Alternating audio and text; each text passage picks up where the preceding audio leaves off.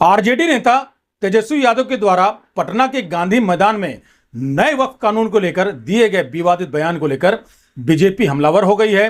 आज बीजेपी प्रवक्ता सुधांशु द्विवेदी ने कहा कि पटना के उसी गांधी मैदान में जहां आपातकाल के दौरान जहां संविधान की रक्षा और संविधान के सम्मान के लिए जान की परवाह किए बगैर लाखों लोग एकत्र हुए थे, वहां ऐसी रैली हुई जहां एनडीए गठबंधन के बिहार के नेता तेजस्वी यादव ने कहा कि नए वक्फ कानून को नहीं मानते हैं, उसे कूड़ेदान में फेंकने की उन्होंने बात कही जो काफी निंदनीय है।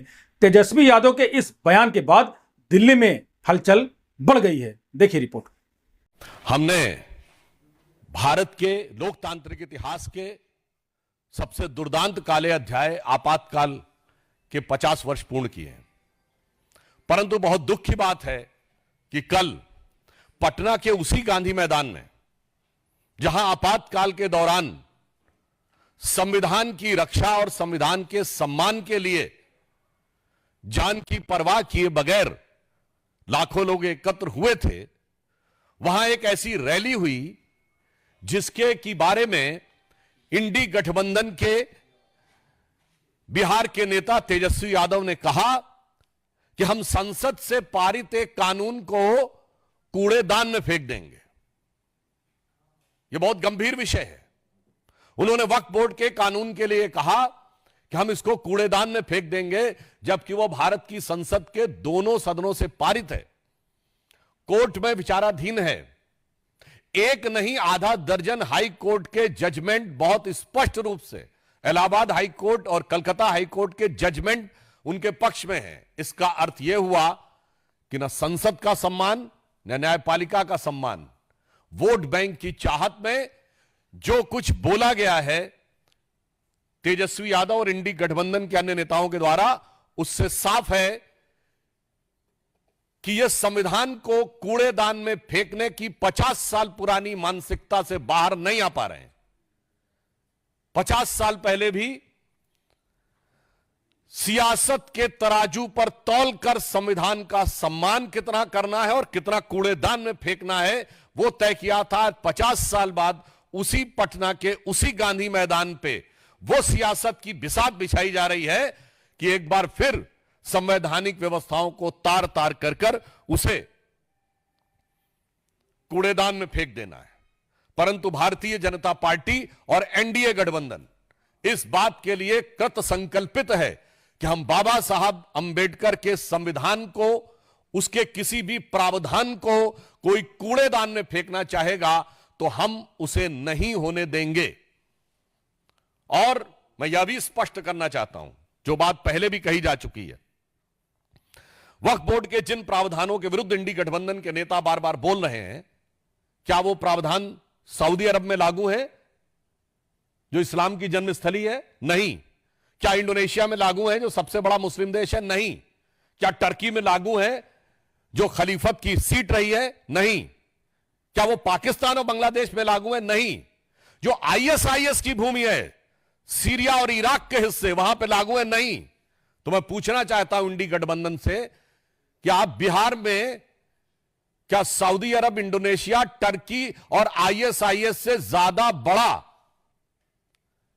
शरिया का कानून लागू करने की सोच रहे हैं? हमें इस बात का सीधा और साफ जवाब चाहिए।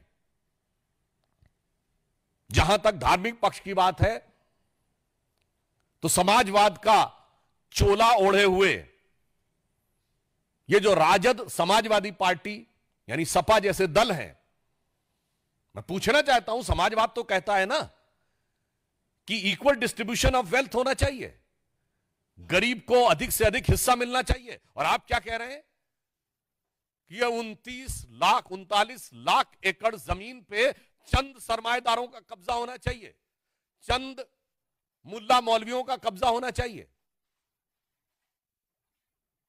यह एक सोची समझी व्यवस्थित मानसिकता है जो समाजवाद के विचार के बिल्कुल विरुद्ध है। और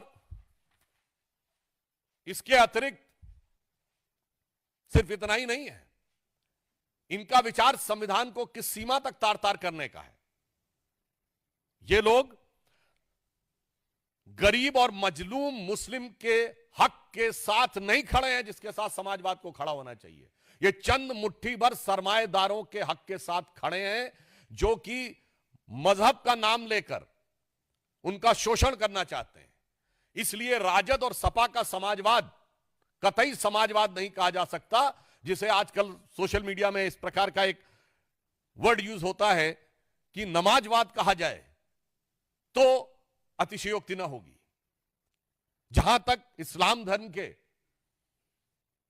इस्लामी अकीदे के मुकद्दस रवायतों का सवाल है तो बहुत साफ कहना चाहता हूं, कुरान में वक्फ नाम का कोई वर्ड नहीं है। यह मुल्ला मौलवियों का अपना क्रिएशन है। और कुरान में तो यह कहा गया है जितना हो सके खर्च करो, होल्ड मत करो। वक्फ का मतलब अरबी में होता होल्ड करना। इस्लामी अकीदे में तो कहा गया अनफिकूफी सबीउल्लाह, यानी जो है खर्च करो। परंतु आप क्या कहते हैं? जो है जोड़ लो और मुल्ला मौलवियों के कदमों में जाके अर्पित कर दो ताकि बदले में वोट की सियासत हो सके। मैं यह पुनः कहना चाहता हूं, जो बात मैं पहले भी कह चुका हूं, यह बाबा साहब के संविधान का मजाक उड़ाकर उसे मौलवी स्क्रिप्ट में बदलना चाहते हैं। यह मैं पूछना चाहता हूं यह समाजवाद का चोला उड़े हुए इन लोगों से कि क्या राम मनोहर लोहिया जी का समाजवाद यही था? क्या जेपी का समाजवाद यह था? या कर्पूरी ठाकुर का समाजवाद यह था? भारत रत्न कर्पूरी ठाकुर जी से लेके जयप्रकाश नारायण और लोहिया जी का समाजवाद के साथ आज हम खड़े हैं, जो हम चाहते हैं हर गरीब और मजलूम को उसका हिस्सा मिलना चाहिए। मगर ये किसके साथ खड़े हैं? जो ट्रिपल तलाक के साथ खड़ा है, जो हलाला के साथ खड़ा है, जो मेहरम के साथ खड़ा है, जो हज सब्सिडी के साथ खड़ा है, जो सरतन से जुदा के साथ खड़ा है, जो आतंकियों को अपना भाई, बहन, बेटा, हाफिज बनाने के साथ खड़ा है। इसलिए हम साफ कह सकते हैं कि हम समाजवाद के पक्ष में भाजपा और जदयू खड़ा है, और आज के ये राजद और समाजवादी पार्टी जैसे दल नमाजवाद के पक्ष में जाकर खड़े हो गए हैं और नमाज जैसे मुकद्दस अकीदे का भी मजाक उड़ा रहे हैं, उसका भी केवल सियासत के लिए प्रयोग कर रहे हैं। और यह बात हम निराधार नहीं कह रहे हैं। इनकी सरकार आई जो आने वाली नहीं है, तो ये बाबा साहब अंबेडकर के संविधान को कूड़ेदान में फेंक के शरिया का विधान लागू कर देंगे। कोई कहेगा आप तो हाइपरबोलिक बात बोल रहे हैं, तो मैं सब प्रमाण बोल रहा हूं।